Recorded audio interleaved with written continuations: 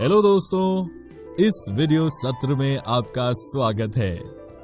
इस वीडियो में हम जिस विषय का अध्ययन करने जा रहे हैं वो है पीएच स्केल।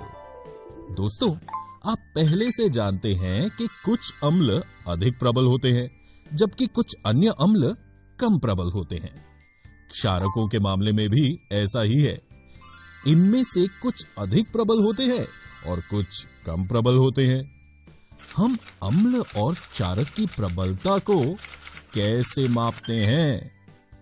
हम अम्ल और क्षारक की प्रबलता निर्धारित करने के लिए पीएच स्केल का उपयोग करते हैं। दोस्तों, सबसे पहले जिस चीज के बारे में आपको जानकारी होनी चाहिए वो ये है कि अम्लीय विलयन में हाइड्रोजन आयनों H+ की संख्या अधिक होती है। आपको यह भी ध्यान देना चाहिए कि अम्लीय विलयनों में हाइड्रोक्साइड आयन OH- होते हैं जो पानी के आयोनाइजेशन से बनते हैं, लेकिन इनकी संख्या बहुत कम होती है। इसी तरह क्षारकीय विलयन में हाइड्रोक्साइड आयनों OH- की संख्या अधिक होती है तथा उनमें हाइड्रोजन आयन H+ भी होते हैं, लेकिन इनकी संख्या कम होती है। इस तरह अम्लीय एवं क्षारकीय दोनों विलयनों में हाइड्रोजन आयन H+ होते हैं। 1909 में सोरेनसन ने एक स्केल विकसित की जिस पर हम अम्लीय एवं क्षारकीय विलयनों की प्रबलता उनमें उपस्थित हाइड्रोजन आयनों की सांद्रता के जरिए दर्शा सकते हैं। ये स्केल पीएच स्केल कहलाती है। इस पीएच में P सूचक है पुसान्स, पोटेंस जो जर्मन शब्द है का अर्थ होता है शक्ति। सोरेनसन ने अपने पीएच स्केल पर अम्लीय एवं क्षारकीय विलयनों में हाइड्रोजन आयन की सांद्रता को 0 से 14 तक की संख्याओं के साथ सरलता से जोड़ा। साधारण भाषा में पीएच को एक ऐसी संख्या के रूप में देखना चाहिए जो किस विलयन की अम्लता अथवा क्षारकीयता को दर्शाती है। हाइड्रोजन आयन की सांद्रता जितनी अधिक होगी उसका पीएच उतना ही कम होगा।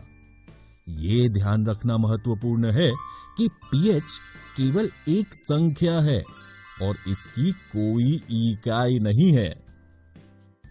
किसी भी उदासीन विलयन, ऐसा विलयन जो अम्लीय या क्षारकीय नहीं होता, के पीएच का मान 7 होगा। उदाहरण के लिए शुद्ध जल एक उदासीन विलयन है और इसलिए इसके पीएच का मान 7 है। इसलिए पीएच 7 मान वाले विलयनों अर्थात उदासीन विलयनों का मिथाइल ऑरेंज या फिनोल्फ्थलीन जैसे सूचकों पर कोई प्रभाव नहीं होगा। अब अम्लीय विलयनों के पीएच के बारे में बात करते हैं। अम्लीय विलयनों का पीएच 7 से कम होता है। उदाहरण के लिए pH 4, pH 4 वाला विलयन प्रकृति में अम्लीय होगा। ये भी ध्यान रखना महत्वपूर्ण है कि एक विलयन में अम्लीयता की प्रबलता जितनी अधिक होगी उसका पीएच उतना ही कम होगा। उदाहरण के लिए pH 1 वाला अम्लीय विलयन pH 6 वाले दूसरे अम्लीय विलयन की तुलना में बहुत अधिक अम्लीय है। इसलिए सभी pH 7 से कम वाले विलयन प्रकृति में अम्लीय हैं और इसलिए वे नीले लिटमस को लाल कर देते हैं और साथ ही वे मिथाइल ऑरेंज सूचक को लाल कर देते हैं। अब हम क्षारकीय विलयनों के पीएच मान के बारे में बात करके इस चर्चा को आगे बढ़ाएंगे। क्षारकीय विलयन में पीएच का मान 7 से अधिक होता है। उदाहरण के लिए pH 11 का एक विलयन प्रकृति में क्षारकीय होगा। ये भी ध्यान दें कि विलयन में क्षारकीयता की प्रबलता जितनी अधिक होगी, उसका पीएच उतना ही अधिक होगा। उदाहरण के लिए पीएच 14 का एक क्षारकीय विलयन पीएच 10 के एक अन्य क्षारकीय विलयन की तुलना में बहुत अधिक क्षारकीय होगा। तो पीएच जितना अधिक होगा, क्षारकीय विलयन उतना ही प्रबल होगा। 7 से अधिक पीएच वाले सभी विलयन प्रकृति में क्षारकीय हैं और इसलिए वे लाल लिटमस को नीले रंग में बदल देते हैं और वे फिनोल्फ्थैलीन सूचक से गुलाबी रंग में बदल जाते हैं।